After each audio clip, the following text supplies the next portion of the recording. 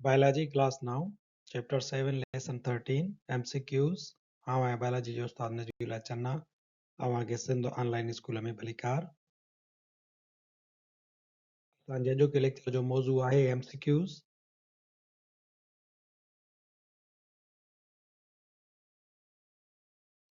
MCQs या review questions में असांखे सवाल ॾिनल आहिनि 10। सही ऑप्शन ते असां टिक मार्क जो निशान लॻाईंदासीं।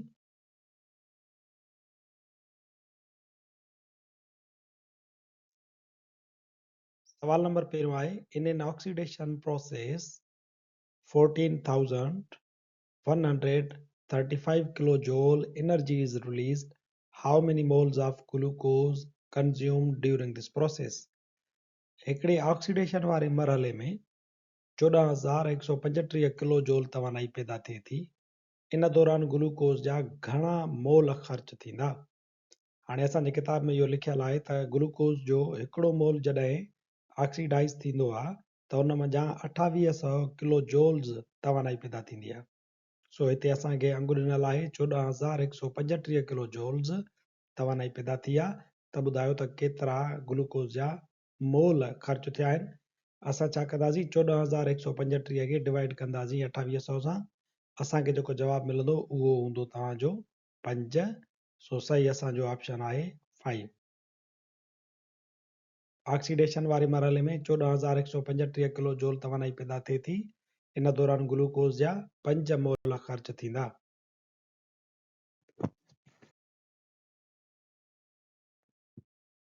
नंबर ॿियो सवाल आहे Stage of aerobic respiration takes place at the cristae of mitochondria is called. Mitochondria जे क्रिस्टई तह ते एरोबिक रेस्पायरेशन जी हिकिड़ी स्टेज थींदी आहे, उनखे छा चइबो आहे? हाणे एरोबिक रेस्पायरेशन ऑक्सीजन जी मौजूदगी में साह खणण वारो अमल आहे ऐं इहो 3 स्टेजुनि में थींदो आहे। उनजी हिकिड़ी स्टेज हुई ग्लाइकोलाइसिस, ॿी स्टेज हुई क्रेब साइकिल, टी स्टेज हुई इलेक्ट्रॉन ट्रांसपोर्ट चेन। ही जेका चौथी हिते स्टेज ॾिनल आहे उहा रेस्पायरेशन जो स्टेप कोन्हे को, पर उहा फोटोसिंथेसिस जो हिकिड़ो हिसो आहे, तंहिंजे करे ही जवाब त आहे कोन। बाक़ी बचो असां वटि इलेक्ट्रॉन ट्रांसपोर्ट चेन ऐं ॿियो आहे असां वटि ग्लाइकोलाइसिस ऐं क्रेब साइकिल। क्रेब साइकिल जे बारे में असांखे मालूम आहे त इहो मैट्रिक्स में थींदो आहे। ग्लाइकोलाइसिस वारो अमल असां पढ़ियोसीं त साइटोसोल में यानी साइटोप्लाज़म में थींदो आहे। Electron transport chain aerobic respiration जी उहा स्टेज आहे जेका माइटोकॉन्ड्रिया जी क्रिस्टई ते थींदी आहे, तंहिंजे करे सही असां वटि ऑप्शन आहे ए। Stage of aerobic respiration takes place at the cristae of mitochondria is called as electron transport chain.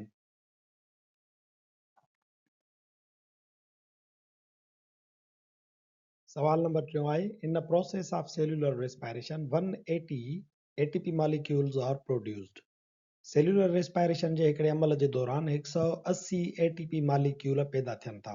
How many moles of glucose consumed during this process? इन रेस्पायरेशन जे अमल जे दौरान ग्लूकोज जा घणा मोल कंज्यूम थिया हूंदा? असांजे किताब में लिखियलु आहे त ग्लूकोज जो हिकिड़ो मोल जॾहिं कंज्यूम थींदो आहे त तक़रीबन 36 ATP मालिक्यूल पैदा थींदा आहिनि। सो हिते पैदा थिया आहिनि 180 ATP मालिक्यूल, त असां 180 खे वंड कंदासीं 36 सां। 36 जो 180 ते खोड़ो वेंदो 5 भेरा, तंहिंजे करे 5 ग्लूकोज जा मालिक्यूल कंज्यूम थींदा त असांखे 180 ATP मालिक्यूल मिलंदा। सो सही ऑप्शन आहे बी 5।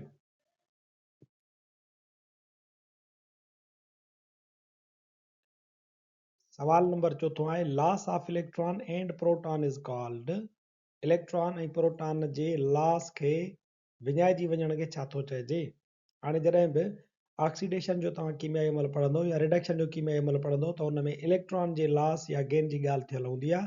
प्रोटॉन कीमियाई अमलनि जे दौरान न लॉस थींदो आहे न ई गेन थींदो आहे, तंहिंजे करे असां प्रोटॉन वारे हिसे खे कटियूं था। सवाल में सिर्फ़ु ऐं सिर्फ़ु इहो था असां पढ़ूं त loss of electron is called, electron जे ख़ारिज थी वञण खे या विञाइजी वञण खे छा चइबो आहे? नंबर पहिरियों ऑक्सीडेशन रिएक्शन, नंबर ॿियों रिडक्शन रिएक्शन या नंबर 3 रिडॉक्स रिएक्शन।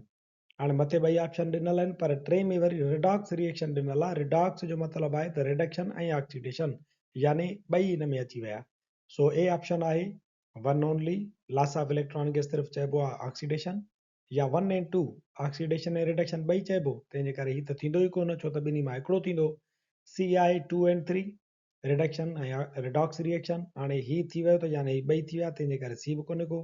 DI12N3 तंहिंजे करे ही ऑप्शन बि कोन्हे को। सही जेको ऑप्शन आहे असांजो उहो आहे ए। ऑक्सीडेशन खे असां चवंदा आहियूं लॉस ऑफ इलेक्ट्रॉन।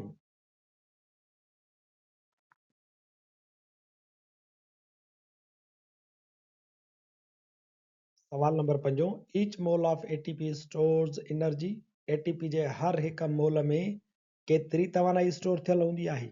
ATP में जेकॾहिं कैलरीज़ असां ॾिसूं त उहे हूंदियूं आहिनि 7300।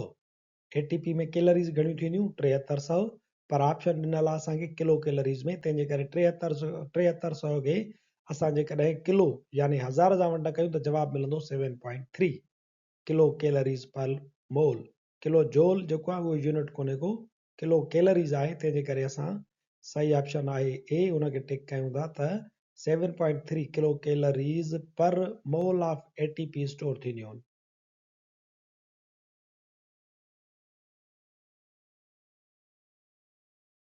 सवाल नंबर 6 आहे fundamental molecule produced during photosynthesis is.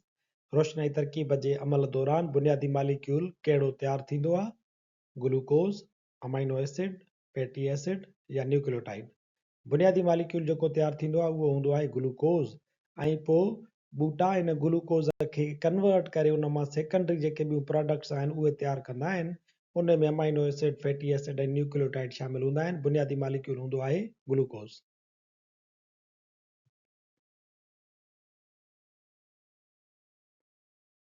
सवाल नंबर 7 आहे light dependent reaction takes place in. Light ते थींदड़ कीमियाई अमल कहिड़े हंधि थींदो आहे। ए आहे स्ट्रोमा, बी आहे थाइलेकॉइड, सी आहे क्रिस्टई, डी आहे सिस्टर्नी। हाणे क्रिस्टई जे बारे में त असां पढ़ी आयासीं त हिते थींदी आहे इलेक्ट्रॉन ट्रांसपोर्ट चेन। बाक़ी असां वटि ॿ ऑप्शन आहिनि स्ट्रोमा ऐं थाइलेकॉइड। असांखे मालूम आहे त हिकिड़े हंधि थींदो आहे लाइट डिपेंडेंट रिएक्शन ऐं ॿिए हंधि थींदो आहे लाइट इंडिपेंडेंट रिएक्शन। स्ट्रोमा जेलीनुमा सब्सटेंस थींदो आहे जंहिंमें एंजाइम्स हूंदा आहिनि। इन में लाइट इंडिपेंडेंट रिएक्शन थींदो आहे। थाइलेकाइड जेको आहे उहा हिकिड़ी डिस्क थींदी आहे जंहिंजे मथां क्लोरोफिल जा ज़रड़ा मौजूदु हूंदा आहिनि। इहे क्लोरोफिल जा ज़रड़ा जेके आहिनि रोशनी खे जज़ब कंदा आहिनि। So light dependent reaction thylakoid disc ते थींदो आहे। सही ऑप्शन आहे असांजो बी।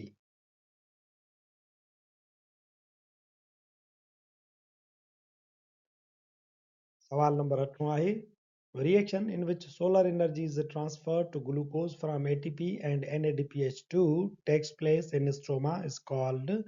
स्ट्रोमा में थींदड़ कीमियाई अमल जंहिंमें ATP ऐं NADPH2 जे ख़र्च ते शमसी तवानाई ग्लूकोज में तब्दील थिए इनखे सॾिबो आहे। नंबर पहिरियों लाइट रिएक्शन, नंबर ॿियों डार्क रिएक्शन, या नंबर टियों लाइट डिपेंडेंट रिएक्शन। हाणे पहिरियों ऑप्शन ऐं ॿियो टियों ऑप्शन त साॻियो आहे, तंहिंजे करे जंहिं बि हेठि ऑप्शन में इहे ॿई हुजनि त यानी इहो ॿिन्ही जी ॻाल्हि साॻी आहे, सो इहो कोन हूंदो। नंबर पहिरियों आहे one only light reaction, number B आहे two only dark reaction, number C आहे 1 and 2 यानी ही ॿई ही न थींदो, नंबर डी आहे 2 and 3 डार्क ऐं लाइट डिपेंडेंट रिएक्शन। ॿई हिक ॿिए जो बतड़ आहिनि, तंहिंजे करे हीउ ऑप्शन बि न थींदो, हीउ बि न थींदो। बाक़ी बचो असां वटि 2 ऐं 1। लाइट रिएक्शन जे बारे में असां अॻु पढ़ी आयासीं त उहो थींदो आहे थाइलेकाइड डिस्क ते। बाक़ी असां वटि बचो dark reaction light independent reaction, उहो थींदो आहे स्ट्रोमा ते। सही ऑप्शन आहे असांजो number B two only. Stroma में थींदड़ जेको कीमियाई अमल आहे उहो आहे असांजो डार्क रिएक्शन।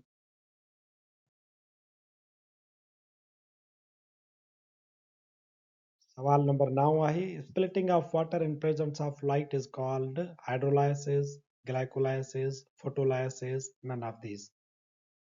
रोशनी जी मौजूदगी में पानी जे टुटण खे छा हाइड्रोलाइसिस चइबो, या ग्लाइकोलाइसिस चइबो, या फोटोलाइसिस। हाणे नाले मां ई असांखे लॻे थो त फोटोलाइसिस हिनखे चइबो, छो त फोटो जो मतिलबु आहे लाइट, लाइसिस जो मतिलबु आहे टुटणु। सो पाणी जॾहिं रोशनी जी मौजूदगीअ में टुटे त हुनखे चइबो आहे photolysis. So correct answer is C.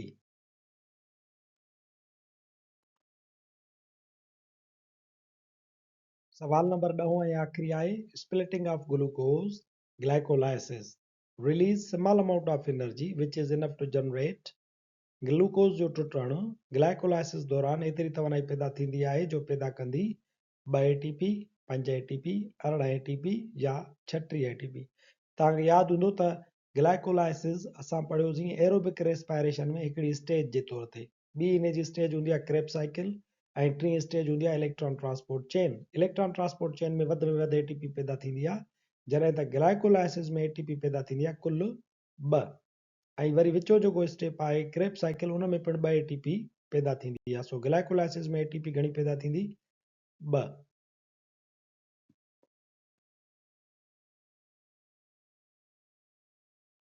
सवाल नंबर 10 सां गॾु असांजो अॼोको टॉपिक MCQs या रिव्यू क्वेश्चन्स हिते पुॼाणी ते पहुचे थो। वरी हाज़िर थींदासीं नए लेक्चर सां गॾु।